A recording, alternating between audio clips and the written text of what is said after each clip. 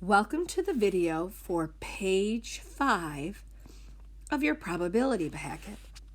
This is lesson 1.5. We're going to be calculating probabilities for single events. In all these events, we want our outcomes to be equally likely. That's going to be very important for us. So let's take a look at our first set of problems. Single event. Outcomes are equally likely. Let's take a look at our spinner. A spinner is spun once. Express each probability as a fraction, a decimal, and a percent. Well, let's take a quick look at our spinner. If you look at it, you can tell that each wedge of the spinner is the same size. All those outcomes, 1 through 8, are equally likely. In fact, we can say we have a pool of elements. We could spin a 1, a 2, a 3, a 4, a 5, a 6, a 7, or an 8. Please draw that pool of elements underneath your spinner. And each one of those elements has an equally likely chance of showing up. So when we're asked to calculate some simple probabilities, it's quite easy. Go to letter C. It says, what is the probability of spinning a not 7? If you look at your list, that's not a 7, neither is that. That's not a 7. In fact, 7 out of the 8 possibilities are not 7. So our fraction would be 7/8.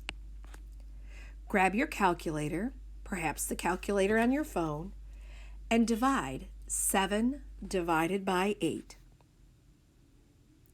You should get 0.875, and as you convert it to a percentage, you have an 87.5% chance of getting a not 7 on a single spin. Complete A, B, and C on your own. Make sure to write each probability first as a fraction, then as a decimal, then as a percent. But let's take a look at the bottom where outcomes are not equally likely.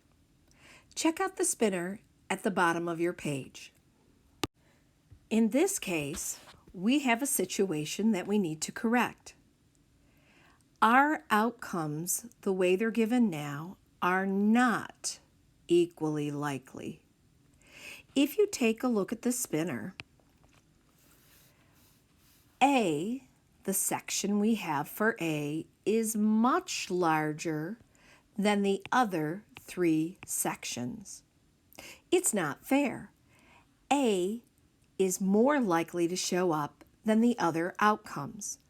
So it's up to us to correct the situation, to make sure every outcome is equally likely, so that we can calculate each probability we've been asked to find. How do we correct the spinner? Like this. We take part A and we are going to divide part A up so that the wedges in part A are the same size as the wedges in the other portion of the spinner. Take a moment and cut the spinner into equal sections, just like I did, and label this piece A and this piece A. As long as our wedges are equal in size, we have equally likely outcomes. A, which there are 3 of them, could occur, a B or a B could occur in our pool of elements, or the letter C.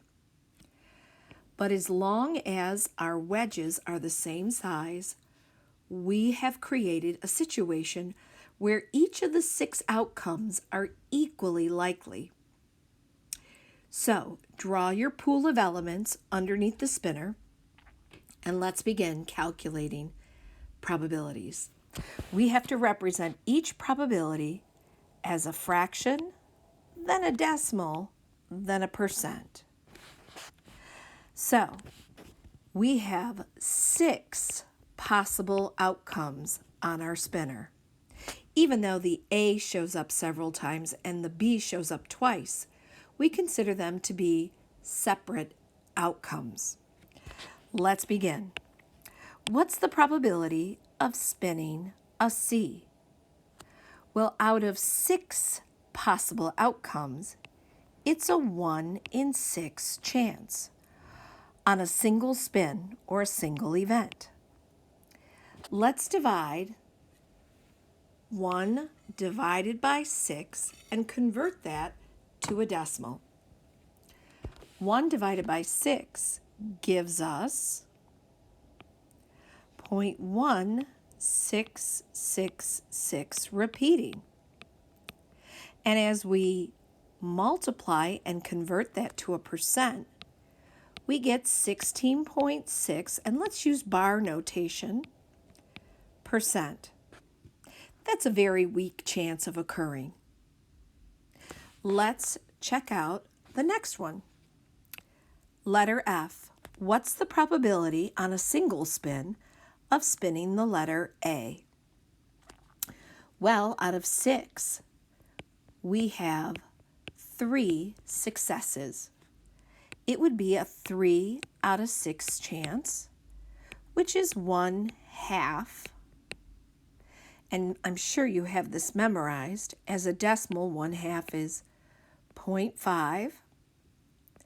And then as we convert that to a percent, we get 50%.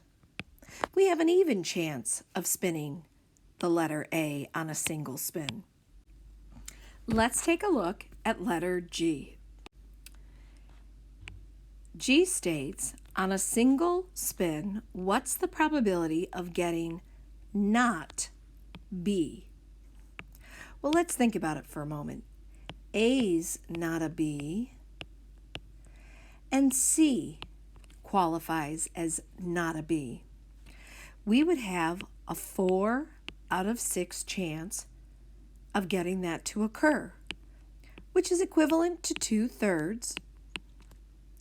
And if you grab your calculator and punch in 4 divided by 6, or you could do 2 divided by 3, you will get a decimal answer. You should have gotten 0.666 repeating. And when we convert that to a percentage, 66.6, and let's use our bar notation for the repeating 6%. Let's compare our percentages for our first 3 events. If you compare, you see that this event, our third event, not B, has the strongest chance of occurring, a little over 66%.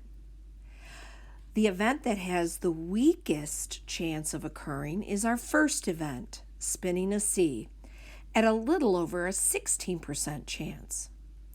And of course, our second event has an even chance. It has exactly a 50% chance. Now let's move on to letter H.